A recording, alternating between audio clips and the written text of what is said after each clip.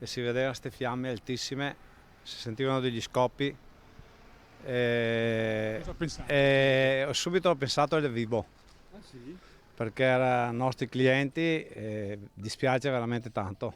Questa cosa qua non si doveva succedere anche per l'economia che c'è adesso, anche per gli operai che lavorano dentro, e penso che sia una cosa molto, molto grave.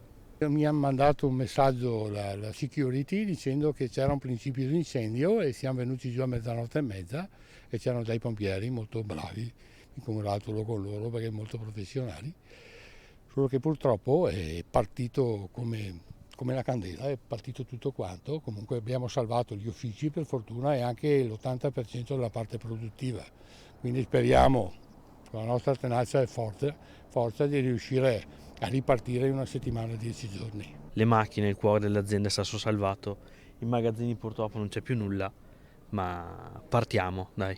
Si riparte, ci rimbocchiamo le maniche, troviamo altri spazi e cerchiamo di ripartire il prima possibile. Sul posto a sincerarsi dei danni e a confortare i titolari della Vibo anche la senatrice Erika Stefani. Lì si vede il tessuto imprenditoriale veneto, persone che non si disperano e dicono pazienza, andiamo avanti con la produzione e è bruciato capannone, lo faremo più bello di prima. Cioè, io penso che questa sia una delle più bei messaggi che ci possono dare da questo Veneto che è straordinario.